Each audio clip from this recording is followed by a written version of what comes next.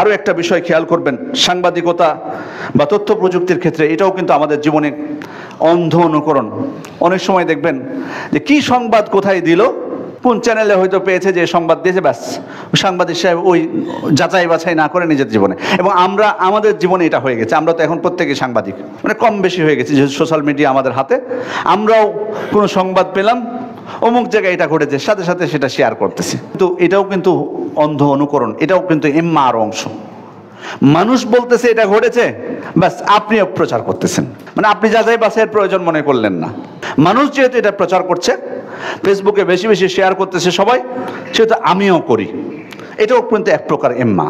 তো আমাদের জীবনে বিভিন্ন ক্ষেত্রে আমি যে জিনিসটা বলছিলাম, এই যে মানুষের হুবহু অনুসরণ করা, অন্ধ অনুকরণ করা, সে যেটা করবে আমি করব, এটার অন্যতম একটা কারণ মূর্খতা। আপনি যখন পড়াশোনা করবেন, কারণ সুকৌশলে কিন্তু দেখুন মুসলিমদেরকে পড়াশোনা থেকেও কিন্তু দূরে সরিয়ে দেওয়া হয়েছে, কারণ পড়াশোনা করলেই তো অনেক গোমর ফাঁস হবে, অন্ধ অনুকরণটা থাকবে না তখন, হুবহু অন্ধ অনুকরণটা তখন আপনি জানতে চাইবেন, জানবেন আপনি। সম্মানিত উপস্থিতি, এই জন্যই কিন্তু এই মূর্খতাটা খুবই খারাপ জিনিস। এটা আমাদের নিজেদের জীবনে যেমন ধ্বংস ডেকে আনে, আমি মানুষের সাথে, যাদের সাথে আমার কার্যক্রম, তাদের ধ্বংসও কিন্তু আমি ডেকে আনবো। এর বহু প্রমাণ আছে। এই জন্য নবী রাসূলরা এই মূর্খতা থেকে তারা আল্লাহ তাআলার কাছে আশ্রয় প্রার্থনা করেছেন। মুসা আলাইহিস সালাম আল্লাহ তাআলার কাছে দোয়া করেছিলেন, আউযু বিল্লাহি আন আকুনা মিনাল জাহিলিন, জাহেলদের অন্তর্ভুক্ত হওয়া থেকে আমি আল্লাহর কাছে আশ্রয় প্রার্থনা করছি। আল্লাহ রাসূল সাল্লাল্লাহু আলাইহি ওয়াসাল্লাম উম্মে সালামা রাদিয়াল্লাহু আনহা বলছেন, যখনই আমার বাড়ি থেকে আল্লাহ রাসূল সাল্লাল্লাহু আলাইহি ওয়াসাল্লাম বের হতেন, তখনই তিনি আকাশের দিকে চোখ তুলতেন এবং দোয়া করতেন, আল্লাহুম্মা ইন্নী আউযু বিকা আন আযিল্লা আও উযাল্লা আও আজিল্লা আও উযাল্লা আও আযলিমা আও উযলামা আও আজহালা আও ইউজহালা আলাইয়া।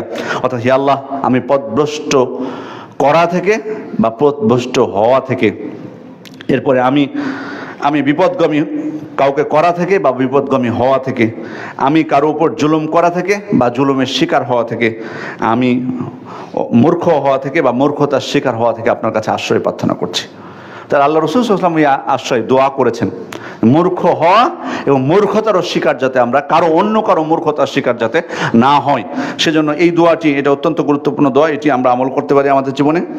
তাহলে বোঝা যাচ্ছে মূর্খতারা অন্ধ অনুকরণের ক্ষেত্রে, এম্মা হওয়ার ক্ষেত্রে, মানুষ কেন এম্মা হয়, যে মানুষ যেটা করছে সেটাই আমি করব, কারণ এক নম্বর কারণ হচ্ছে মূর্খতা। যদি আমি নিজে জ্ঞান অর্জন করতাম তাহলে এম্মা হতাম না।